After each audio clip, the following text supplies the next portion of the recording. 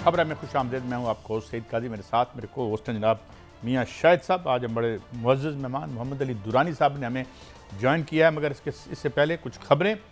नून league को establishment और PTI की दरमियान डील का खदशा पैदा हो गया है। जब से बुशरा बीबी रिहा होकर KPK में गई हैं तो ख्वाजा आसिफ साहब की एक ट्वीट आई है, बड़ी उसकी उर्दू भी माशाल्लाह बड़ी अच्छी लग रही थी, बड़ी घबराहट में लगता है लिखी गई थी। उसके बारे में हम बात करेंगे, ये घबराहट क्यों है और डील का क्या ख़तरा है। इसके साथ चूँकि 26वीं तरमीम में वो तमाम मकासद, अजीम मकासद मुल्क के वसी और अरीज़ मफाद में जो वो हासिल होते नज़र ना आए, बल्कि काउंटर प्रोडक्टिव नज़र आया। जो नई एक कमेटी बनी जिसमें मंसूर अली शाह साहब भी इंक्लूड हो गए और मुनीब अख्तर साहब भी इंक्लूड हो गए, तो अब क्या और मज़ीद किया जाएगा, क्या तवील लाइन होगी इन तमाम तरामीमात की। इस पर बात करेंगे। 17% बिजली कम खर्च की हमने, मगर गर्दशी कर्जा बढ़ गया, मर्ज बढ़ता गया जूं जूं दवा की वाला मामला। और आलमी सतह पर हम देखेंगे कि अमेरिका ने रूस पर अपने जदीद मिसाइलों के ज़रिए हमले की इजाज़त दे दी और ये कहा है कि अगर नॉर्थ कोरिया के ट्रूप्स वहाँ मौजूद हैं रूस की हेल्प करने के लिए, तो क्या ये एस्केलेट करती नज़र आती है। बहुत शुक्रिया मोहम्मद अली दुरानी साहब। मोहम्मद अली दुरानी साहब, आज पहले एक दिन बयान सुना जनाब ख्वाजा आसिफ साहब का कि अगर मंसूर अली शाह साहब बन जाते हैं चीफ जस्टिस तो ख़तरा है कि कहीं डब्बे ना खुल जाएं। पता नहीं डब्बों में क्या कौन सा बम बंद है। हालांकि इलेक्शन तो बहुत शफाफ हुए, आप जानते हैं पाकिस्तान की तारीख में अब इतने शफाफ इलेक्शन नहीं हुए। और अब वो कहते हैं जी ये बुशरा बीबी की रिहाई जो है ये डील का नतीजा है और उस पर खलबली सी मच गई है। इन तमाम पहलवानों को क्या हुआ है, ये एक खिजां के पत्ते की तरह क्यों कांप रहे हैं जनाब मोहम्मद अली दुरानी साहब। बिस्मिल्लाहिर्रहमानिर्रहीम। गाइस साहब, वही वाली बार बार एक ही बात आती है, शाह के नाजुक के आशियाने हैं ये, ठीक है ना जी। इनके अपने पांव तले जमीन नहीं है। हमारी सराइकी का एक मुहावरा है कि चप्पे तले रेत है, कि मतलब थोड़े फॉर्म 47 के नीचे 45 पड़ा हुआ है, जिससे इन्हें खौफ आता है। तो बुशरा बीबी की रिहाई को आप या डील कह लें या उसको इंसाफ कह लें या उसको दबाव कह लें, रिहा तो हो गई हैं और बाकी भी क्या किसी को ताहयात जेल में रखा जा सकता है बगैर किसी मुकदमे के। मतलब अगर मियाँ साहब ने कोई तरमीम करनी होती है, तरमीम करते कि जी ये जो दो खानदान है इन्हें ताहयात पाकिस्तान का हुक्मरान बना दिया जाए, ठीक है, ये करते 26वीं या 27वीं तरमीम।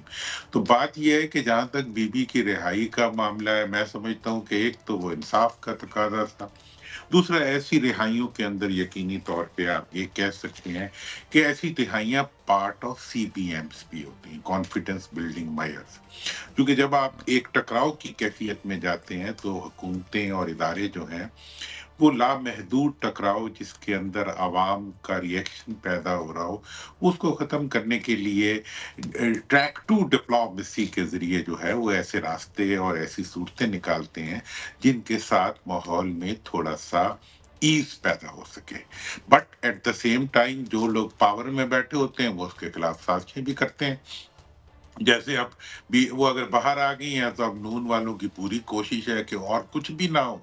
वो कहते हैं ना, जाते जाते जो है लंगोटी चोर की ये है कि जी PTI को मरूसी पार्टी बनवा रहे हैं। वो पूरी कोशिश करेंगे कि ये तासुर बनाया जाए कि अल्टीमेटली खान साहब ने किसी न किसी खानदान के बंदे कोई PTI का सदर बना देना है। अगर वो बनाना होता तो पहले बना देते, ठीक है ना। तो मेरा ख्याल ये है कि हमारी दुआ भी ये है कि PTI एक मरूसी पार्टी बनने के बजाय एक जमहूरी पार्टी ही रहे, और उसमें जो भी रहे हमारा तो वो कुछ नहीं है लेना देना, लेकिन वो एक जमहूरी अमल के नतीजे में हो और एक पार्टी कम से कम आवाम के अंदर उम्मीद पैदा करती हो कि इसमें कोई आम आदमी भी, कोई बैरिस्टर गौहर भी, कोई ABC, कोई महमूद अपना अली अमीन, कोई एनीबडी कैन बिकम एनीथिंग। तो इसलिए ये चीजें हैं।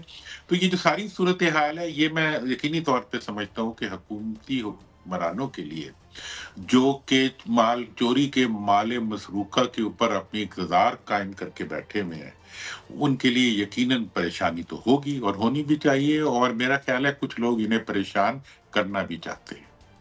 अच्छा, देखिए यार मियाँ साहब हमसे राब्ते में हैं या नहीं, ये फरमाइए मोहम्मद अली दुरानी साहब कि कुछ डिसेंसी आपके ज़माने भी हमने देखा, हमने एक मार्शल लॉ देखा, आजकल तो वो भी हमें एक मिसाली ज़माना नज़र आता है जब हम माशाल्लाह आज इस जमहूरी कसाद बाजारी के ज़माने में एक नई इस्तिलाह भी आ गई है। आपकी खिदमत में अर्ज़ करूँ, पहले एक इकनॉमिक रिसेशन होता था और अब कहते हैं जी डेमोक्रेटिक रिसेशन आ गया है। तो खैर मैं आपसे पूछना ये चाहता हूँ कि इस डेमोक्रेटिक रिसेशन में इतनी बड़े दौलत के ढेरों पर बैठे हुए लोग जो हैं, इतनी नाताकती, और इसके बाद ये अब एक और ज़बान भी हम देख रहे हैं जो ज़बानें इस्तेमाल होनी शुरू हुई, और साथ ही एक तरमीम, वो और 27वीं तरमीम क्या कर लेगी जो 26वीं तरमीम ना कर सकी। एक मिनट में कैसा, मैं एक वाकया सुनाऊंगा। मुशर्रफ साहब का जब आखिरी दौर था ना, तो हम भी उस वक्त चूंकि हुकूमत में थे, तो हम एक जगह जाके आग बुझाते थे, दूसरी जगह लग जाती थी, हमें समझ नहीं आती थी। एक दफा मैंने उनसे कहा, मैं कहा सर ये तो कोई अंदर ही लगता है गड़बड़ कर रहा है। तो अब ये जो हुकूमत है, इनका हाल भी ऐसा ही है कि ये 26वीं तरमीम लाते हैं तो पता चलता है वो इनके ऊपर उल्टी पड़ गई है, 27वीं लाएंगे तो ये खुद उलट जाएंगे उसके नीचे। तो लिहाजा ये तो जब वक्त जुदाई का आता है तो उस वक्त ऐसे हादसे और साने होने लग पड़ते हैं। साहब आप तो कह रहे हैं जुदाई का वक्त है, इधर तो एक बिल जो है वो पेश किया जा रहा है और बिल में हुकूमत जो है वो जजेस की तादाद बढ़ाने को है, और हुकूमत ये भी चाह रही है कि जजेस की तादाद जो है वो 6 हो जाए, और उसके बाद आपको पता है कि एक जुडिशल कमीशन का इजलास भी होना है और फिर आईनी बेंच बनना है। तो सर अगर जुदाई का वक्त है तो ये तो जजेस की तादाद बढ़ाई जा रही है। देखें मियां साहब, मैं तो यही, मैंने अभी मिसाल भी दी मुशर्रफ साहब के जमाने की कि उस वक्त अगर एक वो जिसे कहते सुपर इमरजेंसी लगाते थे तो वो उल्टी पड़ जाती थी, अदालतों के ऊपर कब्जा करते थे वो उल्टा पड़ जाता था। मतलब एक दिन मैं बैठा हुआ तो पता चला ये एक टीवी स्टेशन पे हमला हो गया। मैं वो किवें हो गया पता ही नहीं, कैसे उसको जाके बंदे को पकड़ा तो रात को पता चला वो बंदा ही भाग गया। तो मतलब ये है कि जब बौखलाहट होती है, जब चीजें ठीक, अब 26वीं तरमीम जो है वो खुद एक ऐसी तरमीम है जो अपनी जिद है। मतलब ये ऐसी तरमीम है जिसमें 2 पहिए आगे जा रहे हैं, 2 पीछे जा रहे हैं। कैसे चलेगा निजाम? मतलब ये तरमीम करने वालों को, इसको ड्राफ्ट करने वालों को, इसको इन्विजेज करने वालों को तो बिल्कुल उन्हें लॉ में पीएचडी की डिग्री दे देनी चाहिए, जिन्होंने ऐसी तरमीम बनाई है जिसके दोनों सिरे आपस में टकराव का शिकार है और निजाम चल ही नहीं सकता। अब या तो अदालतें इस पूरी तरमीम को वापस कर देंगी या एक नई तरमीम पार्लियामेंट को भेज देंगी, या पूरा सियासी निजाम ही इनके सर के ऊपर आके गिरेगा। तो अब ऐसे इकदाम को चाहे 28वीं ले आए या 228वीं ले आए, रिजल्ट तो यही निकलेगा। क्योंकि अच्छा इन हजूर एक और बात, तो दुरानी साहब आपको नजर आ रहा है कि 27वीं आईनी तरमीम से पहले ही 26वीं आईनी तरमीम वापस हो जाएगी? देखें जी, होगा क्या वो तो वक्त बताएगा, लेकिन मुझे इतना पता है कि 26वीं भी नहीं चल रही तो 27वीं भी नहीं चलेगी। ठीक है ना जी? मतलब ये है कि जिस चीज ने चलना ही नहीं है, जिनके पास चलने के लिए लेजिटिमेसी नहीं है, जिस पार्लियामेंट के पास तरमीम करने का अख्तियार ही नहीं है, जिन लोगों के पास इक्तदार में रहने का जवाब ही नहीं है, जो अवाम के नुमाइंदे ही नहीं है, उनको आप किस तरीके से अवाम के सरों पे मुसल्लत रखेंगे, जबकि वो खुद बंदूक भी नहीं है। मतलब वो पीते थे, मैं उधार की कहते थे एक दिन। मतलब ये है कि ये उधार पे चलने वाली हुकूमत जो है, ये अपने उधार के नीचे जो है पूरी कौम को रगड़ना चाहती है। ये कैसे होगा काई साहब? जावेद लतीफ़ साहब का कहना है, ये मैं अभी देख रहा हूँ किसी प्रोग्राम में, उन्होंने कहा है, मेरी रिसर्च टीम ने मुझे ये बताया है कि नवाज शरीफ काजी ईसा के होते हुए तशरीफ़ लाए और उनके जाने के बाद चले गए। इमरान खान की बैरूनी दबाव पर सहूलतकारी शुरू हो चुकी है। अब जो तारीख तो जज करेगी, मेरे ख्याल में तारीख में काजी फाज ईसा साहब जैसे जज तो आए नहीं शफाफ माशाल्लाह, तो उनके साथ ही ये वापस चले गए। इसको हम कैसे इंटरप्रेट करें, और बैरूनी क्या दबाव आ रहा है हमारे ऊपर जो जिसकी वजह से, क्या लंदन में फिर कोई मीटिंग होने वाली है जहां ये फैसला होना है कि बाजवा साहब या कोई और साथ बैठे हुए हैं? ऐसी बात मुझे तो नहीं लगती, आपको क्या लगता है? देखें, जो कुछ बैरूनी दबाव का मामला है, असल बात यह है कि जब किसी घर में से ताफुन उठना शुरू हो जाए तो हमसाये जो हैं वो उस घर की सफाई का मुतालबा करते हैं। इस वक्त पूरी दुनिया के अंदर, पाकिस्तान के अंदर जमहूरियत का जो ताफुन है वो उठ रहा है। अदालती निज़ाम को डिस्टॉर्ट करने की वजह से जो ताफुन उठ रहा है, जो बदबू उठ रही है, और पूरे मुल्क के अंदर जो डिस्टॉर्शंस और पॉलिटिकल डिस्टॉर्शंस हो रही हैं, उनकी वजह से एक पाकिस्तान, असल में पाकिस्तान के अंदर तो ताकत है, लेकिन पाकिस्तान बरतानिया में, पाकिस्तानी अमेरिका में, पाकिस्तान कनाडा में वो खुद एक बहुत बड़ी पावरफुल लॉबी बन चुके हैं जो हमेशा पाकिस्तान के लिए इस्तेमाल होते थे। इस वक्त वो सारी लॉबी जो है वो पाकिस्तान के लिए तो मौजूद है, लेकिन वो मौजूदा हुक्मरानों को वैसे ही एक्सेप्ट नहीं कर रही जैसे पाकिस्तान के लोग एक्सेप्ट नहीं कर रहे। इसकी वजह से वहां की कोई भी हुकूमत होगी उसको मजबूरन जो है अपनी इलेक्टेबिलिटी के लिए भी और जमहूरी मुंह कायम रखने के लिए भी उनकी बातों को सुनना पड़ता है। और यहाँ जो बैठे हुए आपकी बात को सेकंड करते हुए कल डॉन का इदारती नोट था, मुझे मिस हो गया, मैं आज आपकी खिदमत में पेश करता हूं। एक वर्ल्ड जस्टिस प्रोजेक्ट 2024 है जिसका रूल ऑफ लॉ का जो इंडेक्स है उसमें 142 मुल्कों का जो है सर्वे हुआ, तजिया हुआ। हम खैर से 140वें नंबर पर हैं रूल ऑफ लॉ में, और हमारे बाद जो ख़राब मुल्क हैं उनमें एक माली है और एक नाइजेरिया है, यानी अफ्रीका के, आप जानते हैं उनको। तो ये जो इंडेक्स आ रहे हैं, ये जो सब कुछ आ रहा है, तो क्या ये समझते हैं ये सोची समझी साजिश है और ये ही बैरूनी दबाव है दुरानी साहब? मैं तो कैसा कि आपने बड़ा अच्छा, मैं भी खुद इसी खबर को कल देख रहा था। इससे पहले भी इंटरनेशनल जो जूरिस्ट डिफरेंट ग्रुप्स हैं उनकी तरफ से भी खबरें आ चुकी हैं। इस वक्त पूरी दुनिया के अंदर पाकिस्तान में होने वाली एक्स्ट्रा कॉन्स्टिट्यूशनल और एक्स्ट्रा मतलब जुडिशियल जो डिस्टॉर्शंस हो रही हैं घरों पे, लोगों के फैमिलीज के साथ, और उसके ऊपर जो दुनिया भर में एक शोर, मतलब आप देखें ना कि सियासी कैदियों को जेल में रखना और इस तरीके से रखना, जिस तरीके से ये रख रहे हैं, खवातीन को रखना और इस तरीके से रखना, लोगों को जलसा करने की इजाजत न देना, बात करने की इजाजत न देना, ऐसी सफोकेशन के साथ आप कैसे चल सकते हैं? नहीं चल सकते। फिर आप जमहूरी भी हैं और आप जमहूरी हैं भी। अब ऐसी सूरतों में तो फिर आपके पास आप खिताब दुरानी साहब एक मामले में गाइड तो करें कि लतीफ़ खोसा साहब कह रहे हैं कि नवंबर में हालात बदल जाएंगे, एस्टेब्लिशमेंट न्यूट्रल हो जाएगी, बानी पीटीआई बाहर आ जाएंगे, और उस तरफ आप देखें कि जो अमेरिका की जानिब से भी दबाव डाल रहा है, वहाँ से जो बाइडन के पास खत पहुँच गया है। आप क्या देख रहे हैं कि वाकईतन नवंबर में हालात बदलने जा रहे हैं? मैं तो सबसे पहले काई साहब और आपके प्रोग्राम में ही आके हर बात करता हूँ, ज्यादा तो मैं कहीं जाता नहीं हूँ, आपको पता है इस चीज का।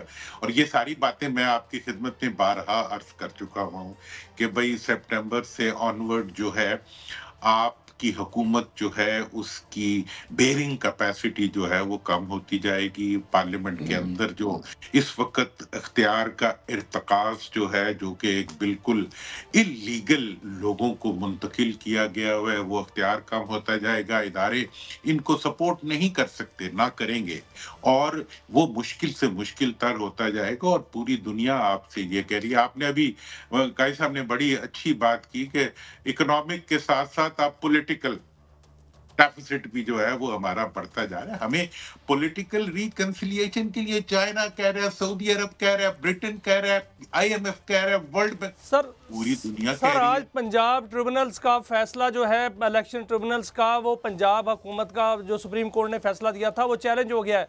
तो फॉर्म 45, 47 की हुकूमत कायम रहेगी सर? अगर वो चैलेंज हो जाता है और उसका फैसला आ जाता है, वो नजर सानी उड़ जाती है तो? पर देखें, मैं पाकिस्तान की सबसे बड़ी अदालत कौन सी है? सुप्रीम कोर्ट है ना।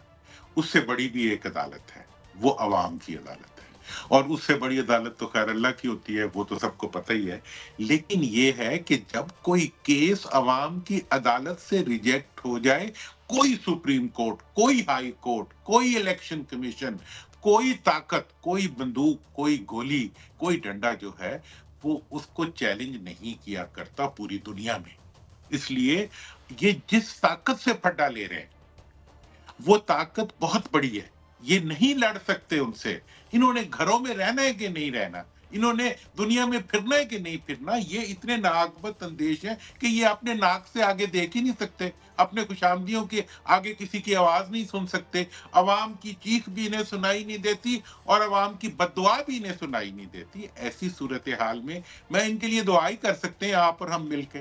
बाकी तो जो होना है वो आपको भी नजर आ, वही होगा जो अवाम का फैसला होगा, वही करना पड़ेगा जो अवाम चाहते हैं। वजह इसकी सिर्फ ये है कि आप 2018 तक बनने वाली हुकूमतें जो थी वो बंदूक और ताकत दिखा के बनती थी, 18 वाली भी शामिल थी, लेकिन 2024 से ऑनवर्ड उस ट्रेंड को अवाम ने रिजेक्ट कर दी है। ना अवाम अब बंदूक से डर रहे हैं, ना अवाम डंडे से डर रहे हैं, ना अवाम पुलिस से डर रहे हैं, ना अवाम थाने से डर रहे हैं, हत्ता के घरों के अंदर तोड़फोड़ से भी नहीं डर रहे। यार ऐसे बेखौफ अवाम से क्यों मत्था लगाते हो? ये ऐसे नहीं है। इस वक्त का पाकिस्तान के अवाम वो नहीं है जिनसे कोई अक्लमंद हुक्मरान जो है मत्था लगाएगा। वो तो ये करेगा कि हाँ भाई किसी अगले को ले आएगा, हाँ भाई तू करके हुक्मरानी कर ले और कुछ डिलीवर कर, वरना तेरा भी हमारे वाला हाल होगा। ये तो अक्लमंदी की बात है। हम कई अरसे से नहीं समझा रहे कि आप पीटीआई की क्यादत को जेल में रख के अनपॉपुलर नहीं कर सकते, पीटीआई की क्यादत को जेल में रख के पार्टी को तकसीम नहीं कर सकते, पीटीआई में मरूसियत आप लाने की कोशिश करें वो आप नहीं ला सकेंगे। इतना हर एक को पता होता है। अब इस सूरत में एक ही रास्ता है, अगर पीटीआई को आपने चैलेंज करना है तो उनको अवाम का दिया हुआ हक दे दें। वो अपने हक में जो कुछ करेंगे या अपने खिलाफ जो कुछ करेंगे उसका रिजल्ट ही उनकी डेस्टिनेशन को और उनकी पॉपुलैरिटी को और उनकी हैसियत को डिफाइन करेगा। वरना हम मुल्क का नुकसान भी कर रहे हैं, अवाम का नुकसान भी कर रहे हैं और सबसे ज्यादा ये अपना नुकसान कर रहे हैं। अच्छा, ये तो आपकी बात इस हवाले से भी अगर मैं देखूं तो जो पहले 3 साल 3.5 साल थे, जो आवाम की तमन्नाएं जो डैश हुई थी पीटीआई की गवर्नमेंट में, बहुत उसमें भी ये तकरीबन बात आपकी साबित हुई थी, अनटिल अनलेस के they stepped in and they created a monster themselves, जो कि खुद ही शायद क्या है फेड आउट हो रहा था। दुरानी साहब बिल्कुल देखिए कैसा, मैं तो सॉरी, मैं पहले एक माफी मांग लूं, मैंने मॉन्स्टर मुहावरतन कहा है, इसको मेरे पीटीआई के दोस्त ये ना समझें। मुराद ये कि जो अब मॉन्स्टर में नेगेटिव कह गया, मैं माजरत चाहता हूं, यानी जो उस गुब्बारे में हमने हवा भरी है। मैं कायद साहब एक खबर दे रहा हूं और दुरानी साहब से इस पे गाइडेंस लेते हैं। आसमा जहांगीर ग्रुप जो है वो जीत गया है सुप्रीम कोर्ट बार के इलेक्शन, और ये जो आखिरी उम्मीद थी वो भी शायद जो है वो टूट चुकी है, क्योंकि अब अगर इलेक्शन जीत गई है आसमा जहांगीर ग्रुप तो हुकूमत मजबूत होगी दुरानी साहब। तो सुप्रीम कोर्ट में अब जो है वो उस तरह का आपको माहौल नज़र आ रहा है, और क्या कोई वकला तहरीक नज़र आ रही है? देखें जनाब, इलेक्शंस जिनका फैसला हतमी होता है वो तो होते हैं अवाम के इलेक्शन। ये डिफरेंट इदारों के इलेक्शन होते हैं, इसमें जो भी जीतता है वो मुअज़्ज़ज़ होता है और हारता भी है। और फिर ये होता है कि हुकूमतों के पास एक, देखें हमारी हुकूमतों ने स्टूडेंट यूनियंस खत्म की, हमारे हुकूमतों ने लेबर यूनियंस खत्म की, हमारे हुकूमतों ने मुल्क के अंदर मौजूद हर वो इदारा जो कि एज ए ग्रुप एक्ट कर सकता था। मुझे याद है मुशर्रफ साहब के ज़माने में जब वकला इकट्ठे होकर तहरीक को निकले थे, उस दिन से इनके खिलाफ काम शुरू हो गया था। और अब जो है वो उनके इदारों को भी उतना मजबूत नहीं होने दिया जाता कि वो हुकूमतों के लिए चैलेंज बन सके। इसलिए ये चीजें तो चलती रहेंगी और चलती हैं। हम देखते हैं जो प्रेस क्लब मजबूत हो जाते हैं उसमें ग्रुपिंग करा दी जाती है। तो ये देखें जो भी जीते उसके लिए एजाज है, लेकिन हुकूमतें बनाना जो है वो सुप्रीम कोर्ट बार एसोसिएशन का काम नहीं होता। मैं समझता हूँ कि बार और बेंच को जो है आइन। बहुत शुक्रिया दुरानी साहब, pleasure to have you on the show. बड़ी इसराहत से आपने इस पर, मगर बात यहीं पे ख़त्म करते हैं। जो आज मुझे एक आर्टिकल भेजा, मैं बड़ा उसमें फैसिनेट हुआ, जो कि पॉलिटिकल बल्कि डेमोक्रेटिक रिसेशन वो के साथ बाजारी है, जो ना किसी तरमीम से ख़त्म होगी, ना किसी इलेक्शन के रिज़ल्ट बदलने से बदलेगी। जब तक हालात नहीं बदलते आप बुरहान में रहेंगे और सुकून से हुकूमत शायद ना कर पाएँ। यही तारीख का सबक है। ब्रेक लेते हैं, ब्रेक के बाद आते हैं बिजली का क्या मामला है, आलमी दुनिया किस तरह ख़तरात के करीब यूँ हमें करीब आती नज़र आती है। हमारे साथ रहिए।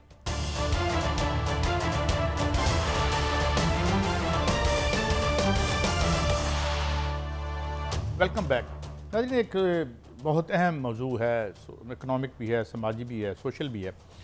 जब से ये हुकूमत आई है, हमें जो हमारे मोहतरम वज़ीर बराए पानी और बिजली है मुझे कहते रहे हैं कि जी हम टच नहीं कर सकते, हमने हाथ नहीं लगा सकते। ये जो बिजली के पावर इंडिपेंडेंट पावर प्रोड्यूसर हैं, अब हम तो उन्हें हाथ नहीं लगा सकते, मगर वो जो हमारे साथ और वतन अजीज़ के साथ हाथ कर गए हैं, तो वो फिर किसकी मदद से कर गए हैं और आज तक ये हाथ चल रहा है। मियाँ साहब के पास कुछ एक्सक्लूसिव नंबर्स हैं, स्टोरीज़ हैं, हम किस तरह से लुटे। और मैं मियाँ साहब, मुझे यूँ लगता है कि आपके पास एक बिल भी है जिससे कुछ हालात पे ज़्यादा रोशनी हम डाल सकेंगे। तो हुजूर ज़रा फरमाइए, अब ये जो कानूनी लूट मार का धंधा है, अल्हम्दुलिल्लाह ये कहाँ तक पहुँचा है और ये कब तक चलेगा मियाँ साहब? देखिए कायद साहब, जो आप बात कर रहे थे कि वज़ीर मौसूफ कह रहे थे कि हम हाथ नहीं लगा सकते, वाकई उन्होंने हाथ नहीं लगाया और जो लूटने वाले थे वो लूट के चले गए और 5 जो लुटेरे थे वो तो चले गए, वो तो बंद करके उन्होंने कहा हम बंद करके जा रहे हैं। अब होशरुबा इंकशाफात ये हैं कि टोटल IPPs जो हैं वो 101 हैं और मेरे पास जो दस्तावेज़ात हैं वो कहती हैं कि सिर्फ 1 साल का डाटा पेश करता हूं, उस पे जो है होश उड़ जाते हैं और उस पे पता चल जाता है कि लोग किस तरह लुटे। 2023 और 24 के अंदर 98 अरब यूनिट बिजली जो है वो पैदा हुई पूरे साल में। तो कायद साहब, उसकी बिजली की कीमत सिर्फ 1198 अरब रुपए थी, लेकिन जो हमने कैपेसिटी पेमेंट दी वो 1929 अरब रुपए की कैपेसिटी पेमेंट दी और जो टोटल रकम जो है वो अदा की गई वो 3127 अरब रुपए अदा की गई, जो कि सार्फिन ने अदा की। लेकिन सार्फिन ने उसमें सिर्फ जो बिजली की कीमत थी वो 1198 थी अरब रुपए, लेकिन जो कैपेसिटी पेमेंट थी वो 1929 अरब रुपए थी, जो कि सार्फिन ने अदा की है। उसमें कायद साहब ये है कि ये नहीं कि कैपेसिटी पेमेंट इसलिए अदा की गई कि वहाँ पर एक इन्वेस्टमेंट हुई थी, उसका रिटर्न था, नहीं, ऐसा नहीं है। वो पावर प्लांट्स बिजली भी पैदा नहीं करते थे, वो 21% तक बिजली पैदा करते थे, जो कि वाहिदों में लिखा हुआ था कि वो 70% बिजली पैदा करेंगे। अब ये हाल ये था कि कोयले के पावर प्लांट्स ने सिर्फ 21% तक बिजली पैदा की और 1 साल में 718 अरब रुपए की कैपेसिटी पेमेंट हासिल की। गैस के जो पावर प्लांट्स हैं उन्होंने 72 अरब रुपए की कैपेसिटी पेमेंट हासिल की है।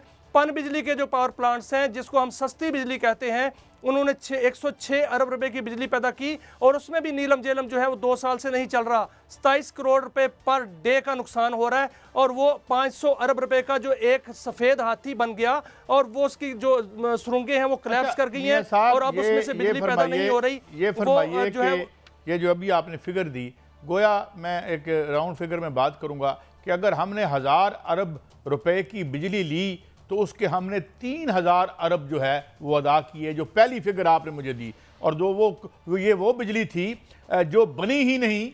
हाँ, अलबत्ता इसके लिए जो हम इनपुट थे वो हम दे रहे थे, यानी चाहे वो गैस थी, चाहे वो कोयला था, चाहे वो पेट्रोल था, वो भी हमारी और इस अवाम की जेब में से जा रहा था। जी मियाँ साहब, यही कह रहे हैं आप या मैं गलत समझ रहा हूँ?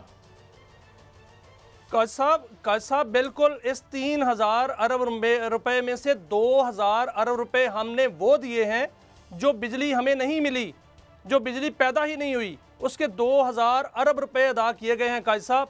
और हुकूमत ने बिजली का रेट बढ़ाया था, आपको पता है 7 रुपए फी यूनिट रेट यकदम बढ़ा दिया था। और उस वक्त वज़ीर बातदबीर कहते थे कि हमने रेट इसलिए बढ़ाया है कि जो सर्कुलर डेट है उसको रोक दिया जाएगा, लेकिन सर्कुलर डेट तो रुका नहीं। सर्कुलर डेट जो है वो 400 अरब रुपए में उसमें इजाफा हो गया है।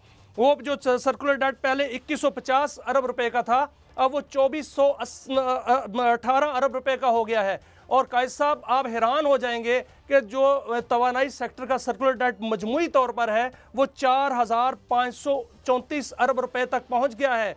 उसमें गैस कंपनियों का सर्कुलर जो डेट है वो 1600 अरब रुपया है और इसके अलावा PSO का सर्कुलर डेट 516 अरब रुपए है। PSO के पास तेल मंगवाने को पैसे नहीं है। तो ये एक तरफ सर्कुलर डेट बढ़ रहा है, वो भी अवाम ने ही अदा करना है। काजी साहब, आपने और मैंने अदा करना है। 4534 अरब रुपए खातर जमा रखें सर, वो हमने अदा करने हैं, क्योंकि वो हुकूमत जो है वो आराम से रेट बढ़ा देगी। आज भी एक दरख्वास्त जो है वो आ चुकी है, मेरे पास ये दरख्वास्त पड़ी हुई है, उसमें लिखा हुआ है कि गैस की कंपनियों ने 50% रेट बढ़ाने का जो है दरख्वास्त दायर कर दी है और उसमें सुई नॉर्दर्न सदर्न गैस के लिए 669 इजाफा मांगा गया है। अब सर्दियों की आमद है और उसके निशानी के तौर पर जो है माशाल्लाह ऊपर जो है एक गलाजत की तह है जो आई जो उस पर भी हम कभी बात करेंगे कि ये जो आपकी ठेकेदार फ्रेंडली आपने यहाँ पे बिल्डिंग्स बनाई और जिस तरीके से आपने पैसे पकड़ के तो जो है गाड़ियों के पार्किंग जो है उसको नहीं बनने दिया, तो ये गलाजत उसी की वजह से आई है, मगर इस पर हम बाद में बात करेंगे। गोया अब गैस की कीमत भी बढ़ेगी, लेकिन ये बताएं कि हम गैस की लोड शेडिंग की कीमत दिया करेंगे या गैस कभी तशरीफ भी लाया करेगी हमारे घरों में? कैसे साहब, गैस तो तशरीफ नहीं लाएगी, क्योंकि गैस का शॉर्टफॉल जो है वो इस वक्त कहा जा रहा है कि तकरीबन 2 अरब क्यूबिक फीट से बढ़ जाएगा और गैस की लोड शेडिंग इस वक्त इस सर्दियों में जो है वो बहुत ज़्यादा होगी। और ये भी कहा जा रहा है कि जो शॉर्टफॉल है उसके नाम से 669 अरब रुपए का इजाफा जो है वो गैस कंपनियों ने मांगा है, जो कि हुकूमत देने जा रही है, क्योंकि IMF ने कहा है कि बिल्कुल नहीं रोकना, लेकिन हुकूमत कहती है कि जरा वो 11 यूनिट का बिल मुझे दिखा दें, फिर मैंने अगले सेगमेंट में जाना है। कैसे साहब, ये बिल है और इस बिल के जो यूनिट हैं वो 11 कंज्यूम हुए हैं। 11 यूनिट का जो बिल, जो इसका बिजली का जो रेट है वो तो है 424 रुपये सिर्फ, लेकिन इस जो बिल आया है वो 2106 रुपये आया है। इसमें 1000 रुपये फिक्स टैक्स जो है उन्होंने ठोक दिया, क्योंकि हुकूमत कहती थी कि ये 300 यूनिट पर लगेगा, लेकिन हुकूमत ने 11 यूनिट के बिल पर जो है वो 1000 रुपये का फिक्स टैक्स जो है वो आयद कर दिया। और इसके अलावा जितने भी इसमें जो टैक्सेस दिए गए हैं उसकी वजह से ये बिल जो है ये 2106 अरब रुपए का बिल बना है। 1661 अरब रुपए के इसमें सिर्फ टैक्स है। और जो बिल है वो 424 अरब रुपए का है। साहब, मैं एक और भी खबर दे दूं अब जाते जाते कि ये जो बर्बादी हुई है, जो हमें कहा गया था कि जनाब ये हमने इसको डीरेगुलेट किया है, पीटीसी को आपने डीरेगुलेट किया, वो क्राइसिस में है, उस पर भी हम आपको स्टोरी देंगे कि उसका डेफिसिट कितना है और मुनाफा कितना था जिस दिन आपने उसको डीरेगुलेट करो ना, करके वो रिजल्ट तो देते जिसकी बुनियाद पे ये करना था। और आप जो है आप सब लेट कर रहे हैं ये अस्पतालों को, स्कूलों का पहले हम बता चुके हैं कि जनाब स्कूल कितने हज़ार स्कूल NGOs को दे दिए जाएंगे, वो प्रॉपर्टी किधर जाएगी, उसका मालिक कौन होगा, उसमें बाहर दुकानें बनेंगी नहीं बनेंगी, ये तो वक्त ही बताएगा। मगर मैं जाते जाते इस सेगमेंट पे एंड के ये कह दूँ, खदशा ये नहीं है कि डब्बे खुल जाएंगे, डब्बे खुलने का खदशा नहीं है। अगर डब्बे खुलते हैं और 150 के करीब हॉस्पिटल जो हैं वो बिक रहे हैं, वो प्राइवेटाइज हो रहे हैं, वो बंद हो रहे हैं, उनमें जो आवाम को सहूलियात मिलती थी वो खत्म हो रही हैं। वो ये तो आपने इस्लामाबाद एयरपोर्ट की प्राइवेटाइजेशन देखा कि जो निजकारी इस्लामाबाद एयरपोर्ट की भी तो आपने देखी ना प्राइवेटाइजेशन, जिसमें चौकीदारों ने बिडर्स को बाहर रोक लिया था, वो कोर्ट में भी गए थे मगर उसका भी कोई नतीजा नहीं निकलेगा। जिस तरह एक बहुत बड़े बैंक का नतीजा नहीं निकला, इस तरीके से टीचर जो हैं उनको जो है वो जो है उनको किया जा रहा है जॉबलेस, क्योंकि जनाब ये सारा मंत्रा था। एक बहुत बड़ा प्रोग्राम जो है वो शुरू होने जा रहा है निजकारी का। दर्जनों इदारे जो हैं वो बिक रहे हैं, जिसमें बिजली के इदारे भी हैं और उसमें जो है वो PIA भी बिक रहा है। ये अभी कोई कंपनियां नहीं तो हमें मिल रही, लेकिन कल परसों वो स्टोरी दी बिक थी रहे ना, हैं और वो कौन सी कंपनी खरीदेगी वो भी एक कहानी होगी। मैं ये कहता हूं कि हम बेचें आप, मगर क्या वो नताइज आपने निकाले जो आज तक आपने बेचा है, और वो जो नतीजे आपने जिन नताइज की बुनियाद पे आपने ये पॉलिसी दी थी आप करते। हम कोई लड़ाई नहीं है, मगर सवाल ये वही है मियां साहब। मैं इस सेगमेंट को एंड करते हुए बता दूं, डब्बों से डर नहीं लगता, डर लगता है उन ठेकों से, उन डील से जो अगर खुल जाएं तो ये जो बड़े अमेरिकन स्पैन मेरी तरह टाई पहन के बैठे हुए हैं, ये सारी उम्र जो है ये आसमान ना देख सकें, और ये जेलों में इस मुल्क के कानून के तहत अगर वो सही उस पर अमल पैराव हो जाए तो वो वहीं इससे बाहर नहीं निकलेंगे। ये जो बड़ी बड़ी बातें करते हैं और बड़े बड़े हमें ट्वीट भेजते हैं। बहरहाल ये हमारी कहानी थी, ये हमने बयान ज़रूर करनी थी। अब एक अगला सेगमेंट होगा जिसमें हम बात करेंगे कि ये अमेरिका क्या खेल खेल रहा है, इजराइल क्या खेल खेल रहा है, दुनिया को कितने बड़े खतरे। और आज हौतीज़ ने कहा जा रहा है कि जो रेड सी में 2 ट्रेड शिप थे उनको अटैक किया है, मगर मीडिया तो ये कह रहा है कि जी वो उन अटैक से बच गए हैं, मगर ये अपने एक नया सिलसिला शुरू कर रहे हैं। हर जगह हुक्मरान तबका जो है, इसलिए हम इस बात ये कहते हैं कि this is a democratic deficit या रिसेशन, इसकी वजह से हो रहा है। एक ब्रेक के बाद हाजिर होते हैं और आलमी अमूर पर बात करेंगे।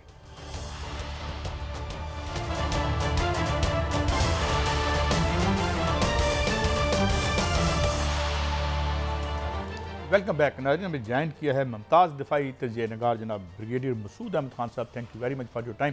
ब्रिगेडियर साहब, स्ट्रेट अवे में आता हूँ। दो बातें, एक तो आज एक खबर आई बड़ी बड़ी सब ड्यूट सी थी कि हौसीज़ या जिसे हौतीज़ कहते हैं अंग्रेज़ी में, उन्होंने टारगेट किया रेड सी में कुछ ट्रेड जो शिप्स जा रहे थे कार्गो लेके, उसके बारे में क्या है? और दूसरा ये कि अमेरिका ने कहा है कि अब अगर क्योंकि नॉर्थ कोरिया के फौजी रशिया में पहुंच चुके हैं तो हम अपने वो मिसाइल्स या मिसाइल भेज देंगे जिनको ऑपरेट नेटो के ही फौजी करेंगे। तो ये क्या फैलने जा रहा है और क्या ये पागलपन या मैडनेस जो है ये वकूफ़ पजीर होती नज़र आती है आपको ब्रिगेडियर साहब? जी बहुत शुक्रिया काजी साहब। देखें, पहली बात जो है हौतीज़ की यहाँ हमने बात की है, तो हौतीज़ जिस लोकेशन में वो हैं, स्पेशली वो रेड सी को भी डोमिनेट कर रहे हैं, अरेबियन सी में भी है, और बाब अल मंदब जो बेसिकली स्टेट है तो वहाँ पे भी बैठे हुए हैं। तो बहुत हौतीज़ बहुत स्ट्रॉन्गेस्ट फोर्स है, आप इसको समझ लें। मलेशिया है और ये स्पोर्ट में है, और आप समझ इसको प्रॉक्सी भी कह लें, but that is this is the strongest proxy है रीजन के अंदर। तो जिस तरह आपने कहा कि इन्होंने आज के दिन में 3 स्ट्राइक्स किए हैं, एक तो अरेबियन सी में किया, एक साउथ ऑफ अरेबियन सी में किया है, और एक बाब अल मंदब के पास शिप को स्ट्राइक किया, और हिट हुए हैं तीनों। और उन्होंने एक प्रेस रिलीज भी जारी की है, और इसके बाद देखें कि ये तीनों शिप जा रहे थे इजराइल। तो उन्होंने यह कहा कि उन्होंने एक नेवल ब्लॉकेट किया हुआ है, कोई भी शिप जो गुजरेगी रेड सी से, अरेबियन सी से इजराइल की तरफ, उसको स्ट्राइक किया जाएगा। और इसमें एक और जो डेवलपमेंट है कि रशिया, इधर भी रशिया ने बताया जाता है जो वेस्ट के इल्जामात के मुताबिक कि उनको इंटेलिजेंस जो है रशियंस दे रहे हैं, और सेकंड जो है एंटी शिप मिसाइल्स भी कहते हैं कि रशिया ने इनको प्रोवाइड किया है। सो एक ये डेवलपमेंट है। तो इसके बाद सिंस ये ईरान भी लाइकली ये है कि इन प्रॉक्सीज को फ्यूचर के लिए अभी और इस्तेमाल करेगा, हो सकता है खुद स्ट्राइक नहीं करेगा। और जहां आपने बात की है यूक्रेन में, तो वो देखें यूक्रेन में अभी नई डेवलपमेंट जिस तरह बात आपने की हुई है वहां पे, देखें रशिया ऑलरेडी ईस्टर्न यूक्रेन को कैप्चर कर चुका है। ब्रिगेडियर साहब, हौसियों ने तो नाकाबंदी कर रखी है इसराइल की, और इसराइल पर जो है वो मुख्तलिफ जहाज़ों पर मिसाइल भी दागते हैं और उनके जहाज़ों को नुकसान भी पहुंचता है। सिर्फ ये फरमाइएगा कि हिजबुल्लाह के नए जो अमीर हैं शेख नईम कासम, उन्होंने वो मुंतकिल हो गए हैं ईरान में। आप क्या समझते हैं कि ईरान में उनके लिए महफूज ठिकाना है? क्योंकि इसराइल जो है वो एक एक करके सबको निशाना बना रहा है रहनुमाओं को, तो वहाँ पर वो मुंतकिल हुए हैं, वो महफूज है वहाँ पे?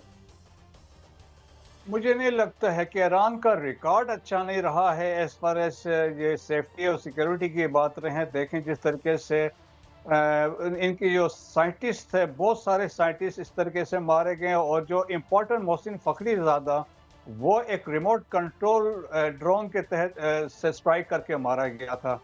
और इसके अलावा बहुत सारे अंदर जो इंटरनली वहाँ पे उनके एजेंट्स हैं, और स्पेशली वो कहते हैं कि अंदर से इंस्ट्रूमेंटल होते हैं बात चीज़ें करने में। तो फिर इस्माइल हानिया की असैसिनेशन वहाँ पे भी, तो चांसेस है कि देखें कि कोई किसी वक्त कुछ भी हो सकता है। इट डिपेंड्स कि कब तक वो वहाँ पे सेफ रहते हैं या उसको किस तरीके से वहाँ। लेकिन सर ईरान जो है वो लंबी जंग के लिए तैयार है, क्योंकि उन्होंने अपने दिफाई बजट में 200% इजाफा कर दिया है। तो ईरान तो लंबी जंग के लिए जो है वो तैयार हो रहा है। अगर ऐसा होता है तो फिर इजराइल के लिए मुश्किल तो बन जाएगी सर।